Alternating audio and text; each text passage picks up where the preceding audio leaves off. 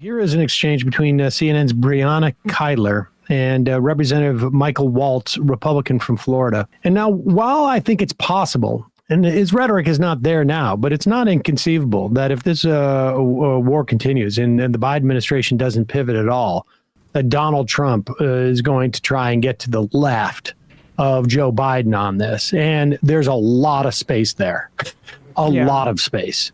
I mean, even the slightest proclamation of like, I would tell Israel maybe to back off a little bit would be to the left of Joe Biden. Yes. All he needs to do is say Biden's wrong too, right? To beat him on the issue. And, but be that as it may, that does not mean that Donald Trump's actual policies would be or have been any different in the context of the Middle East. Let's remember that it was Trump that cut off and introduced the idea of suspending UNRWA's funding by doing so unilaterally and without any reason back in 2017. It was Trump who moved the embassy to Jerusalem, the U.S. embassy to Jerusalem. It was Trump that promoted or launched the Abraham Accords. It was Trump that basically gave a green light to Israel to do whatever they wanted. But nevertheless, on top of that, he also engaged in some bombing of his own in the Middle East. Here is Breonna Keidler. Until you hit their actual operatives, like Soleimani or some of their IRGC operatives, and until you dry up the cash, which, for example, we just passed out of the House secondary sanctions on their oil exports. Trump did that, and then more American service members were killed in response.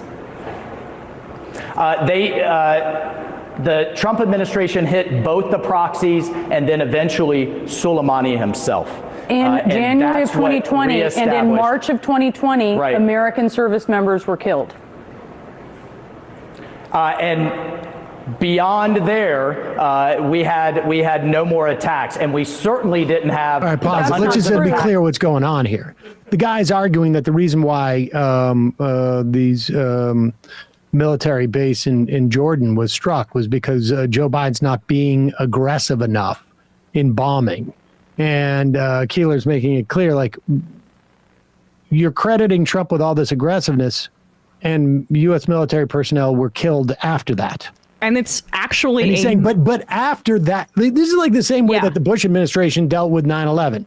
Right. There have been no attacks since 9/11.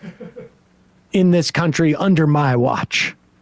Yeah, but there was a big one right at 9/11. Yeah, on that date, actually. Yeah, and I mean, it's actually a minor miracle that more service members were not killed because Iran didn't respond, honestly showed restraint after Trump assassinated Soleimani. It's like, imagine what we would have done. Imagine what we would have done if Iran assassinated Antony Blinken or Rex Tillerson at the time. I mean, that's the equivalent of what we're talking about here.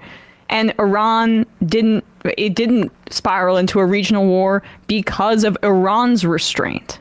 It's amazing too, because this guy Waltz doesn't even seem to occur to him like, dude, your sequence is wrong. Do you really, like, he either walked into this interview thinking like, well, cable television people are idiots, I can say whatever I want, or he's just like couldn't put 2 + 2 together. So go back a little bit. And he's also really just dismisses the idea that American troops were killed. Can you imagine if a Democrat acted that way in reaction?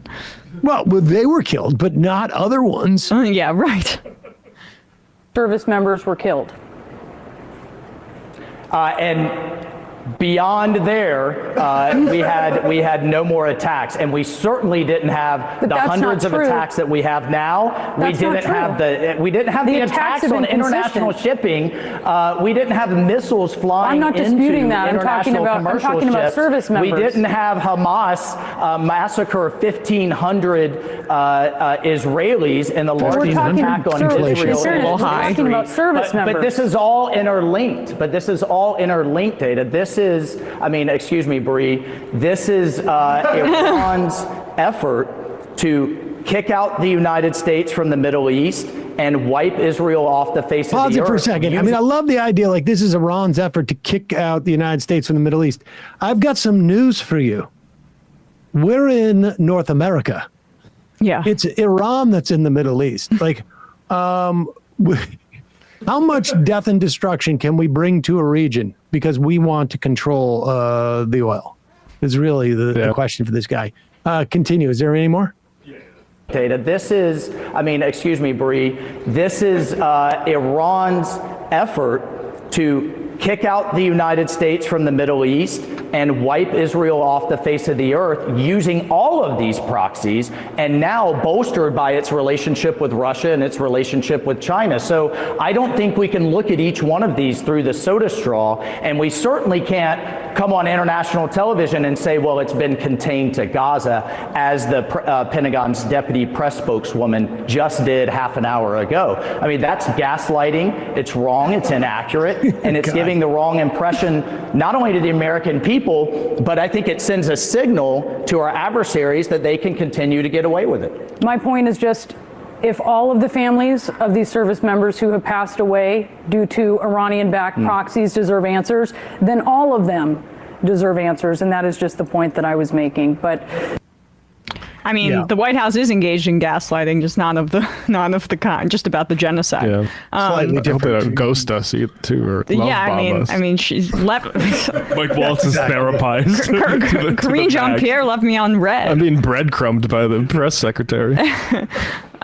Also, they how many Iran proxies are there? Like, everything's an Iran proxy, and then there's not really a ton of evidence provided. I mean,